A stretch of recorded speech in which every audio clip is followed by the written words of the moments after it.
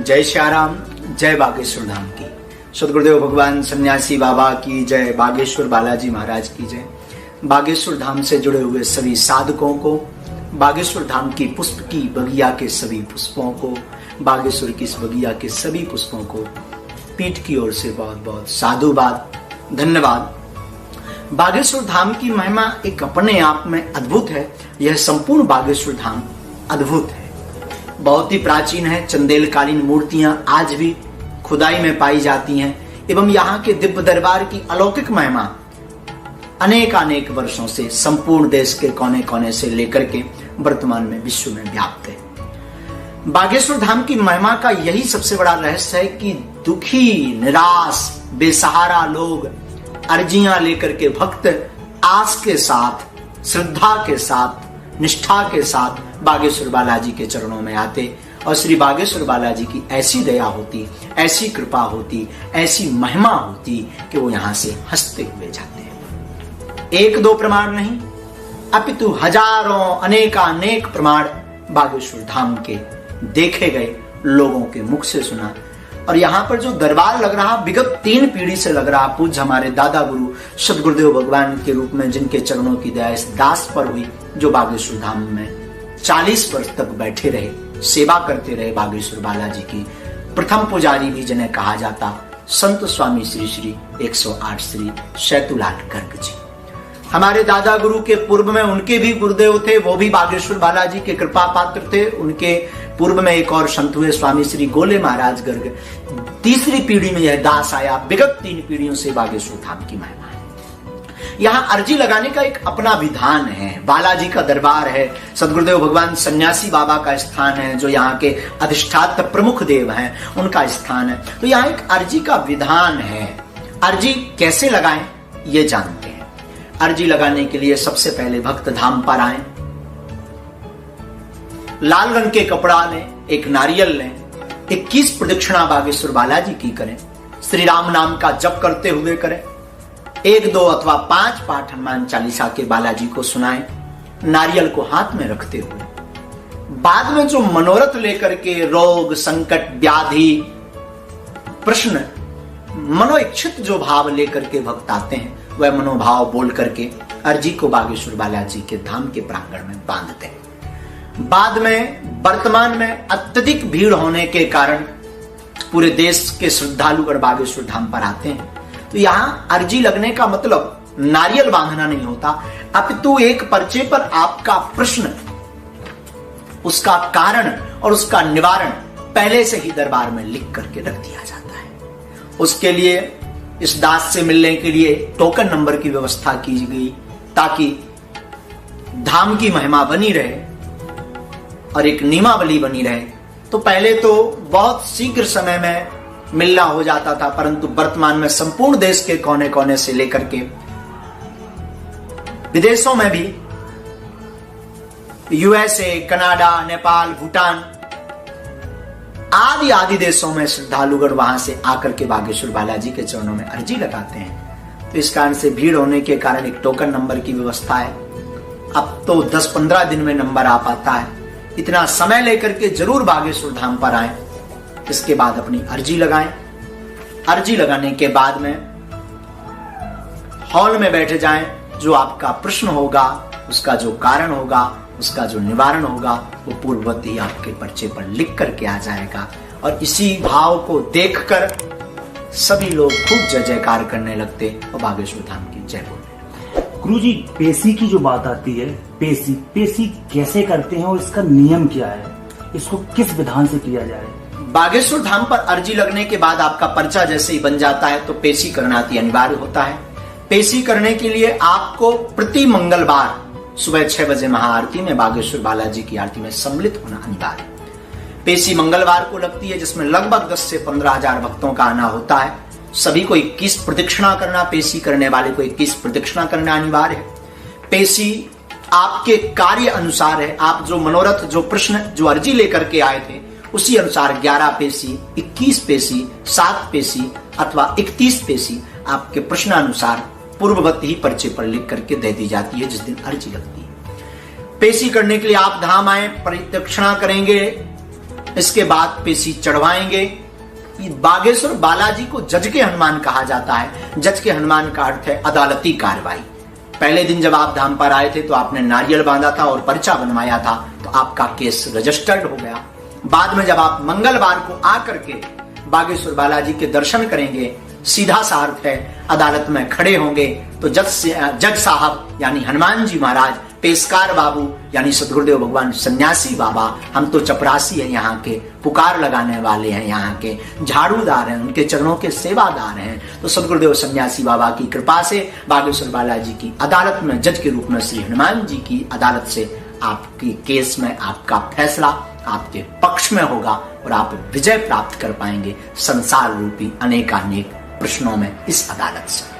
जी ये बात होगी पेशी की, आपने बताया पेशी कैसे लगाते हैं जी, लेकिन इसके बाद कुछ नियम भी होगा, कुछ इसका पालन भी करना पड़ता होगा, तो वो नियम क्या होता है, किस तरीके से इसका नियम बली करनी चाहिए? धाम पर जो अर्जी लगाना चाहते हैं उन भक्तों को हम प्रार्थना करें कि धाम के नियम एकदम परिपक्व हैं, वो पूर्ण रूप से निभाना अति आवश्यक है। बिना नियमों का पालन किए हुए आपको लाभ प्राप्त नहीं होगा और बिना पेशी किए हुए आपको सफलता प्राप्त बागेश्वर धाम बालाजी के दरबार से अथवा कहीं से भी नहीं मिलेगी, क्योंकि नियम का अपना अपना खेल होता है। धाम के नियम है लहसुन प्याज बंद रखना, मांस मदिरा का भक्षण बंद रखना, मंगलवार की पेशी करना अनिवार्य है। पर ऐसी कोई स्थिति परिस्थिति बन जाती है, लगातार जो भक्त नहीं आ सकते वो लगातार न आए, महीने में एक बार, 2 महीने में एक बार, 5 महीने में एक बार, विदेश में रहने वाले भक्त एक वर्ष में एक बार आते हैं, परंतु आकर के अपनी पेशी जरूर करते हैं और नियम का पालन करते हैं। तो लहसुन प्याज बंद रखें,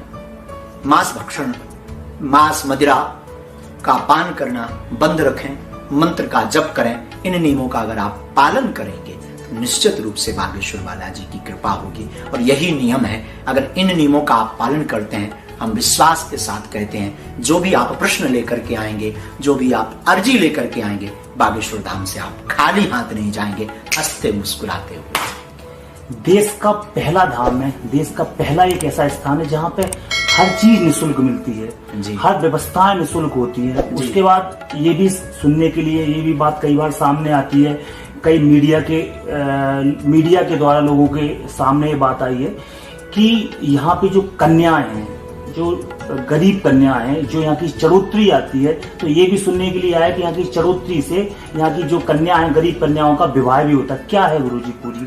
बिल्कुल सत्य कहा। बागेश्वर धाम का दरबार पूर्णतया निःशुल्क है। यहाँ पर किसी भी प्रकार का कोई शुल्क नहीं लिया जाता है। दरबार निःशुल्क, अर्जी निःशुल्क, मिलना निःशुल्क है। और यहाँ आपको सबसे बड़ी बात बता दें, बुंदेलखंड की सबसे बड़ी अन्नपूर्णा बागेश्वर धाम में स्थित है, जहाँ निःशुल्क प्रतिदिन भंडारा भी प्राप्त होता। दिन में 12 बजे से 2 बजे तक, रात्रि 8 बजे से 10 बजे तक आने वाले समस्त भक्तों को मां अन्नपूर्णा मां का प्रसाद प्राप्त होता है। अर्जी निःशुल्क मिलती है।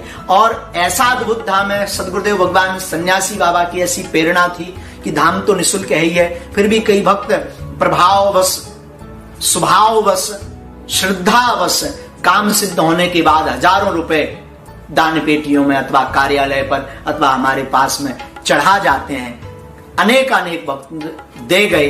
मन में विचार आया इन रुपयों का क्या किया जाए, तो सदगुरुदेव भगवान ने सन 2019 में यह प्रेरणा दी, इनको गरीब कन्याओं के विवाह में लगाएं। और हमने संकल्प ले लिया कि धाम पर अब जो भी चरोत्री आएगी उससे गरीब कन्याओं का विवाह करवाया जाएगा। और हमें लगता है सनातन धर्म को समाज से जोड़ने की बहुत आवश्यकता है, क्योंकि समाज से धर्म को जब तक नहीं जोड़ेंगे, मानवता से नहीं जोड़ेंगे, तब तक सनातन धर्म की अलख नहीं जगेगी। लोग राम नाम से नहीं जुड़ेंगे, लोग भक्ति से नहीं जुड़ेंगे। और अगर ऐसा देश के 10% स्थान तीर्थ धाम किसी के ऊपर थोप नहीं सकते, पर निवेदन कर सकते हैं। अगर ऐसा करते हैं, हमें लगता सनातन धर्म सर्वोपरि था, है और रहेगा, फिर कोई उंगली भी नहीं उठा पाएगा। गुरुजी, आपका धाम को लेके भी कोई संकल्प होगा, क्या है आपका संकल्प, क्या और इस बारे में किया? हमारा बस यही संकल्प है, बागेश्वर धाम से जुड़े हुए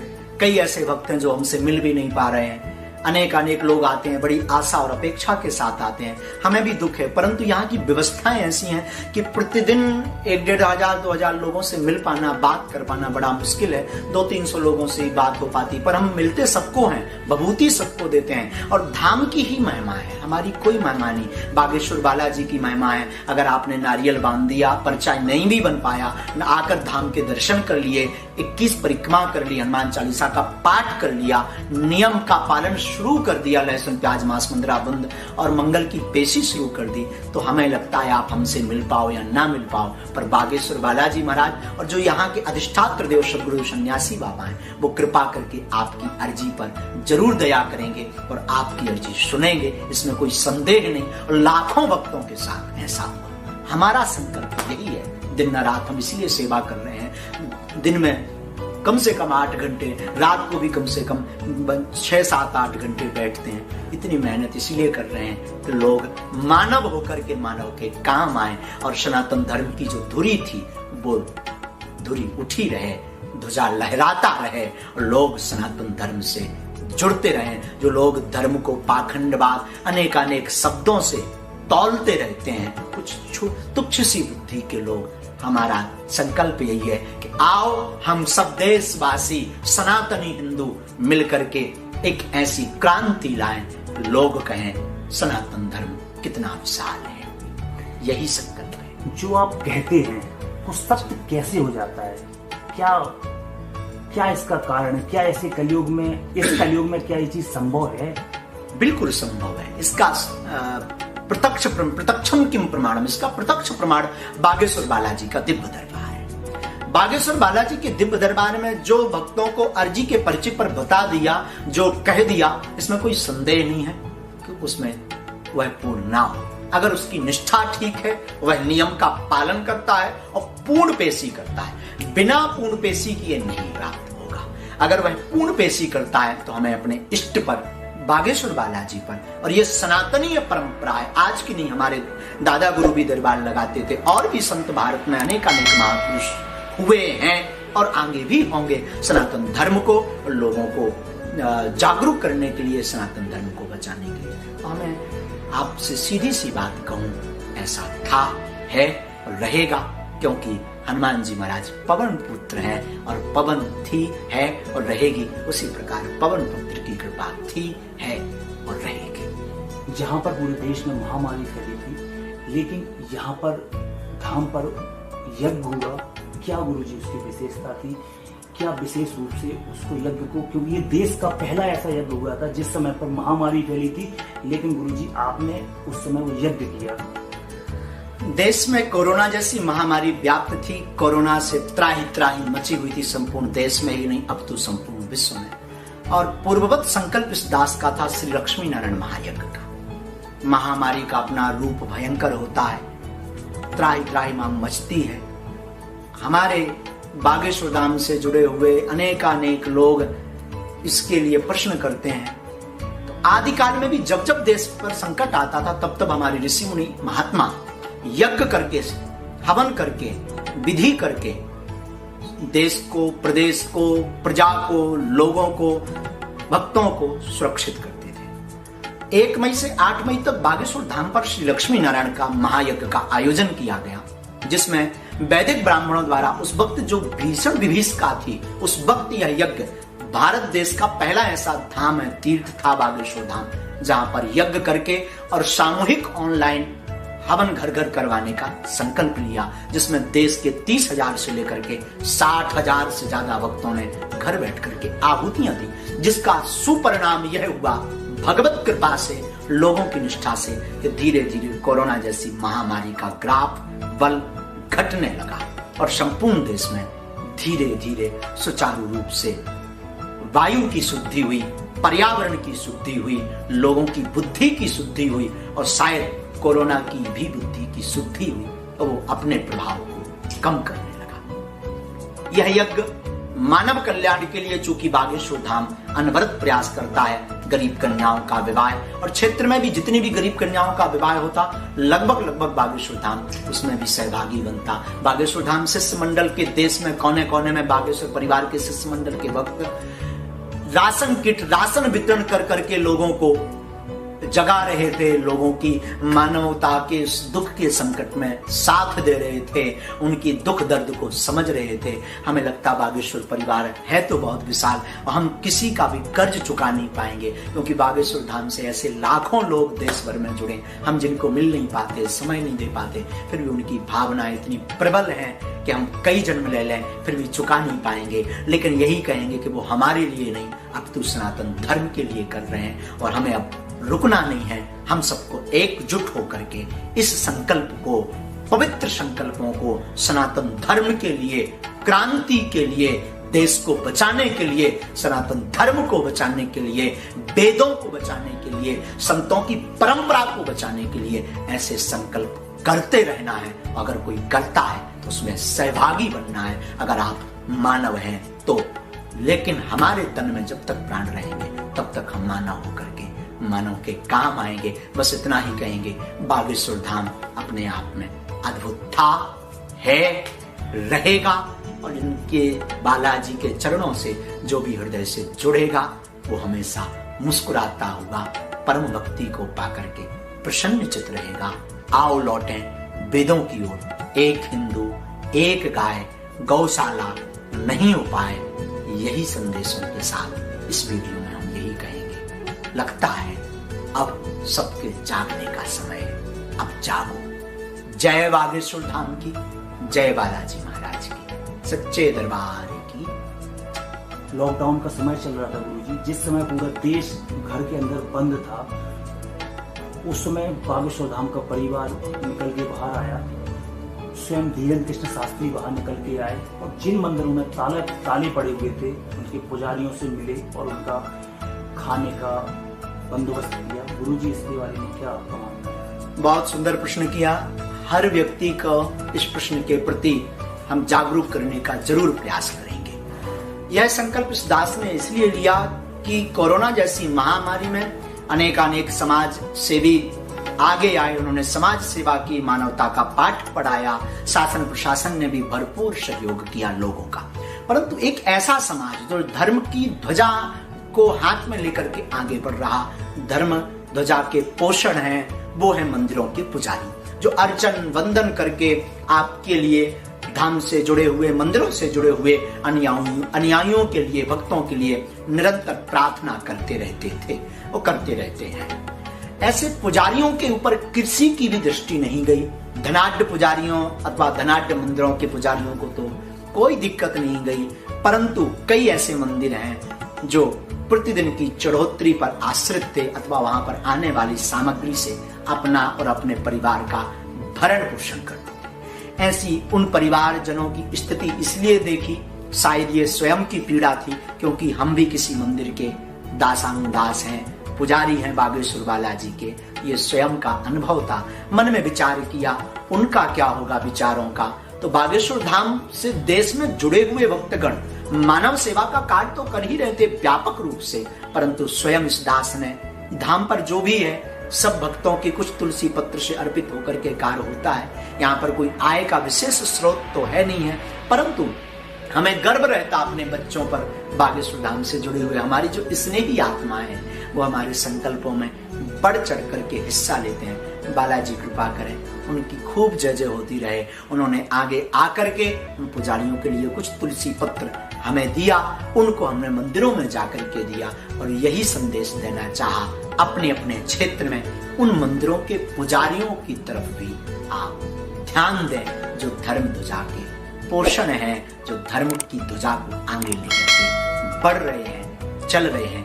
हमारी नैतिक जिम्मेदारी है कि हर समाज का कोई भी वर्ग, कोई भी अछूता ना रहे, खासकर सनातन धर्म से जुड़ा हुआ कोई भी अंग